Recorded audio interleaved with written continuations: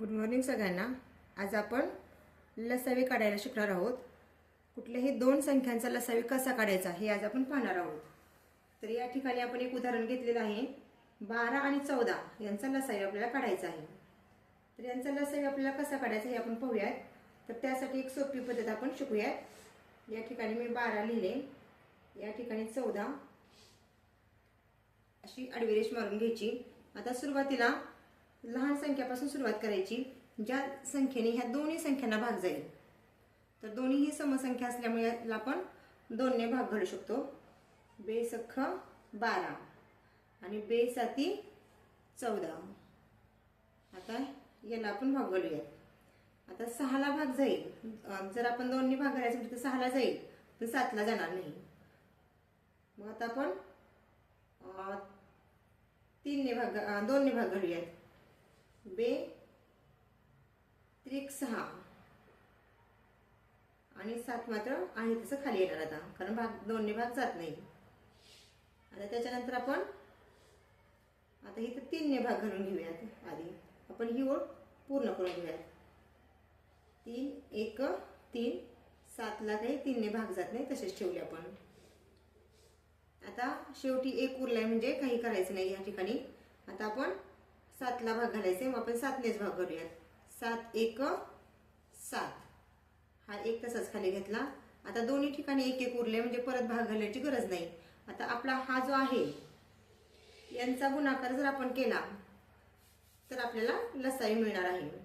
मग 2 गुणिले 2 गुणिले 3 गुणिले 7 यांचा जे उत्तर येईल तो आपला काय असणार आहे, लसावी असणार आहे। लसावी म्हणजे लघुत्तम सामायिक विभाज्य। तर यांचा गुणाकार पहा, 2 दुनी 4, 4 त्रिक 12 आणि 12 साती 84। हा तुमचा झाला लसावी। म्हणजे 12 आणि 14 यांचा लसावी काय आला, तर 84। ही आपली सोपी पद्धत आहे। या ठिकाणी आपण आणखी एक उदाहरण घेतलं आहे। 7 व 13 यांचा लसावी काढा। आता आपल्याला माहित आहे की जर दोन मूळ संख्या असतील तर त्या मूळ संख्यांचा लसावी हा त्यांच्या गुणाकारा इतका असतो। म्हणजे यांचा जर आपल्याला लसावी काढायचं म्हटलं तर त्यांचा आपण गुणाकार करायचा, म्हणजे 7 गुणिले 13, म्हणजे याचं उत्तर आलं 91। 91 हा झाला 7 आणि 13चा लसावी। या ठिकाणी आपण आणखी एक उदाहरण घेतलेलं आहे। 7 आणि 9 यांचा लसावी। आता आपण पाहिलेले नियमांमध्ये लसावी काढण्याच्या की जर दोन क्रमगत विषम संख्यांचा जर लसावी आपल्याला काढायचा असेल तर त्यांच्या गुणाकारा इतका असतो। तर या ठिकाणी सुद्धा आपण तोच नियम वापरायचा। 7 आणि 9 या दोन्हीही क्रमगत विषम संख्या आहेत, म्हणजेच यांचा लसावी काढायचं म्हटलं तर आपल्याला या दोन्हींचा गुणाकार करावा लागणार आहे। म्हणजेच लसावी बरोबर 7 गुणिले 9, 9 7 63, 63 हा त्यांचा लसावी आला। आता या ठिकाणी आपण आणखी एक नवीन उदाहरण घेतलेलं आहे। 2 4 8 16 आणि 64 यांचा लसावी आपल्याला काढायचा आहे। जर समजा असं उदाहरण आलं, म्हणजे दिलेल्या गटातील सर्वात मोठ्या संख्येला जर उर्वरित सर्व संख्येने भाग जात असेल तर ती मोठी संख्या हीच त्या गटाचा लसावी असतो।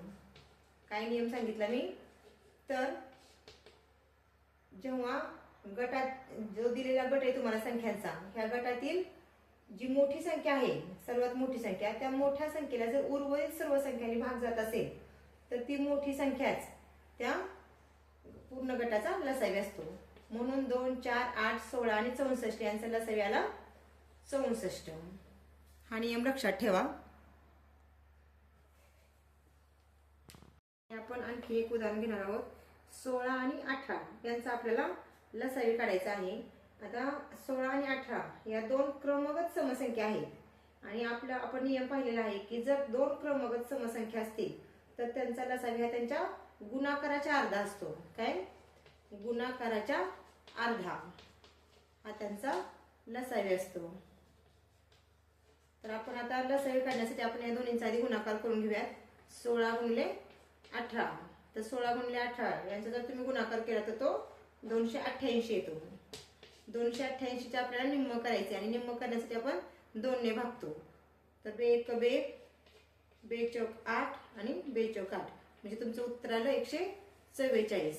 228च्या अर्धा भाग 144 हा झाला तुमचा लसावी. म्हणजे दोन क्रमगत समसंख्यांचा लसावी हा त्याच्या गुणाकाराच्या अर्धा असतो.